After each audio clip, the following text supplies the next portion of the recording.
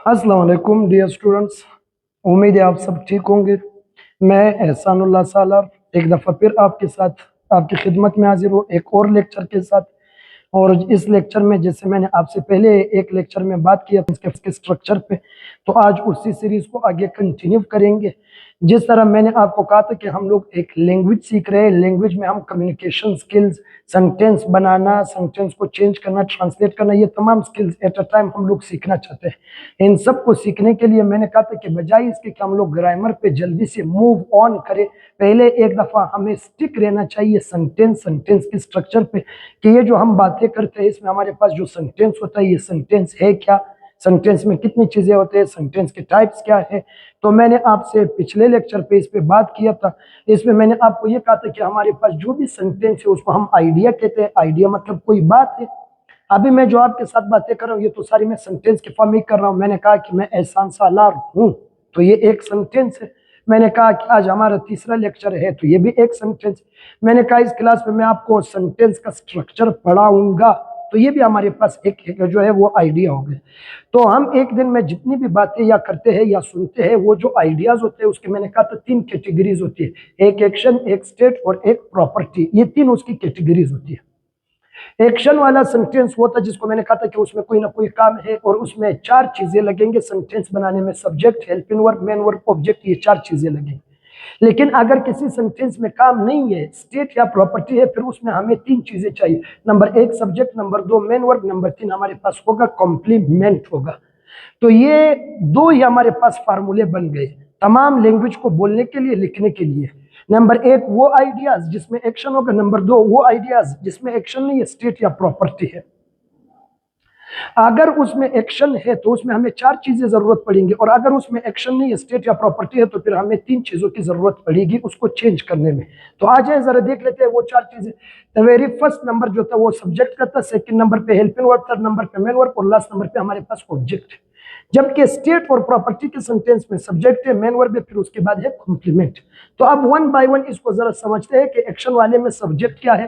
तो बच्चे को पता है एक्शन वाले सेंटेंस में चूंकि काम है, तो जो बंदा या जो चीज वो काम करे, that will be the subject of that sentence. तो एक एग्जांपल है हमारे सामने। मैंने कहा कि ही वाज कॉलिंग मी, तो इस सेंटेंस में ही काम कर रहा था तो वो सब्जेक्ट हो जाएगा। अली इज टीचिंग मी, तो इस सेंटेंस में अली काम कर रहा है तो ये सब्जेक्ट हो जाएगा Ali. My teacher is beating मी, तो माई टीचर सब्जेक्ट है। इसरार इज स्कोल्डिंग मी, तो इसरार इसका सब्जेक्ट हो जाएगा। तो आसान अल्फाज में बताऊं, सब्जेक्ट वो एलिमेंट है एक्शन वाले सेंटेंस में, चूंकि एक्शन है और एक्शन खुद नहीं होता है। एक्शन के लिए कोई सब्जेक्ट चाहिए, कोई डूअर चाहिए, जो वो डूअर होगा that will be the subject of that sentence.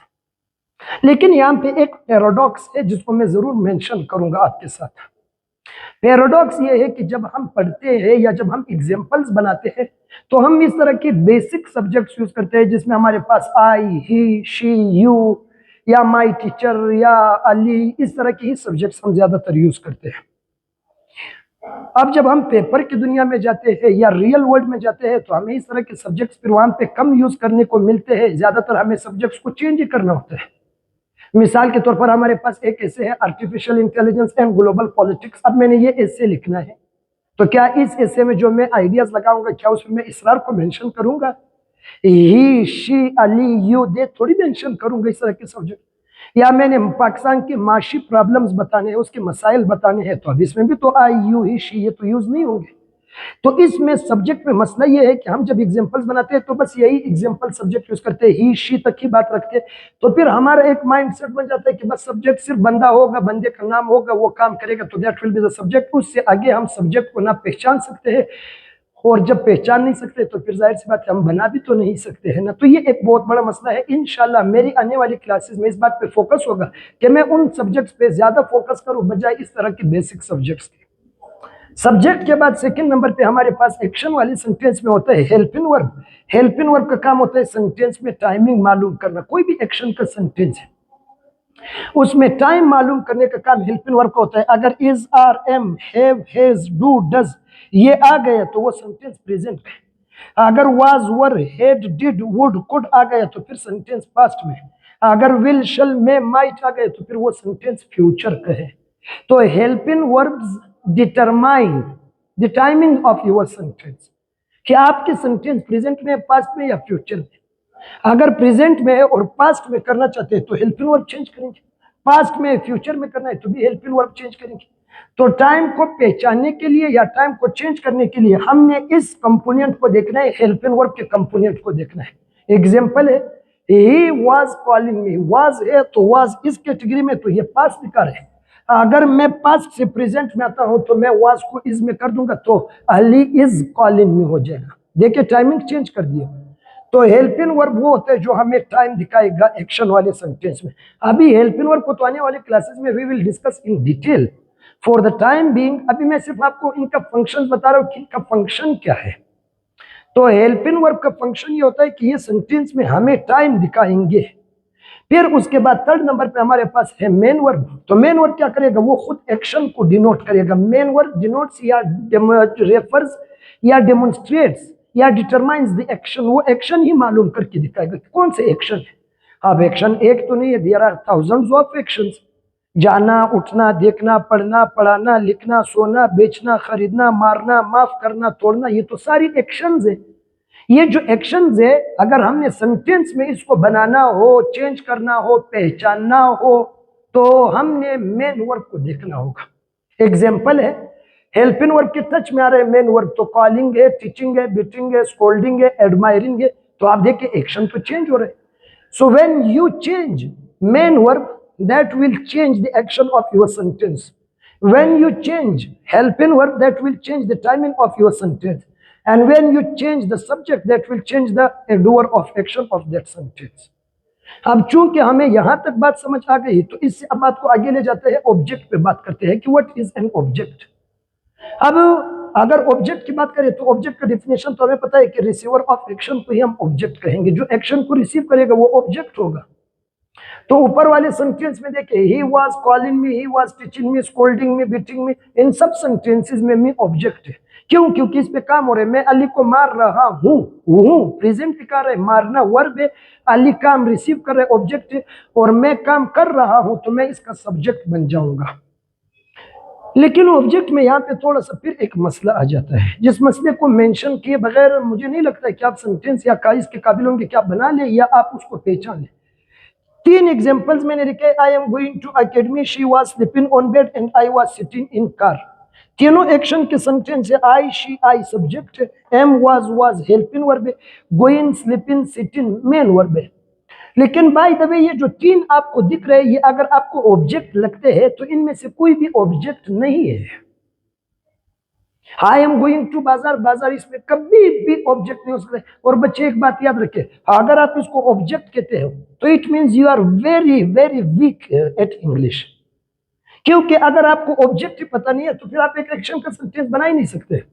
Object पता नहीं है तो फिर ट्रांजिटिव, इंट्रांजिटिव वर्ब, एडवर्ब ये भी पता नहीं, और फिर पैसिव का कॉन्सेप्ट भी आपका गलत ही हो जाता है। क्योंकि आप इतने काबिल अभी तक नहीं है कि आप ऑब्जेक्ट को ही डिफाइन कर ले, डिटरमाइन करें। और जब आप ऑब्जेक्ट पहचान नहीं सकते हो तो फिर जाहिर सी बात है यूज भी तो नहीं कर सकते ना हम। यूज तो तब करेंगे जब हमें एक चीज का समझ आ रहा हो कि ये चीज ये होता है। तो अब ऑब्जेक्ट क्या है, तो एक एक्शन वाले सेंटेंस में जो ऑब्जेक्ट है ये कभी आता है और कभी नहीं आता है। जब इसकी जरूरत हो तो फिर आपने इसको जरूर लगाना है, और जब इसकी जरूरत नहीं तो फिर आपने इसको यूज नहीं करना है। अब आप बोलोगे सर ये क्या बच्चों वाली बात होगी, ऑब्जेक्ट आता है या नहीं आता है, कैसे मालूम करेंगे? इसको मालूम करने के लिए एक दफा फिर से पीछे हमें आना होगा, मेन वर्ब की तरफ आना होगा। मेन वर्ब एक्शन होता है, और एक्शन 2 तरह का होता है। मेन वर्ब 2 तरह का, नंबर 1 वो जो कहता है मुझे ऑब्जेक्ट चाहिए, नंबर 2 वो जो कहता है ना मुझे ऑब्जेक्ट की जरूरत नहीं है, मत देना मुझे ऑब्जेक्ट। अगर उसे ऑब्जेक्ट चाहिए तो उसको हम ट्रांजिटिव वर्ब कहेंगे, और अगर उसको ऑब्जेक्ट नहीं चाहिए तो ग्रामर में हम इसको इनट्रांजिटिव वर्ब कहेंगे। उम्मीद है यहां तक बात आपको समझ आ गई हो कि ट्रांजिटिव और इनट्रांजिटिव। अब ये क्या है, ये हमें कैसे पता चलेगा?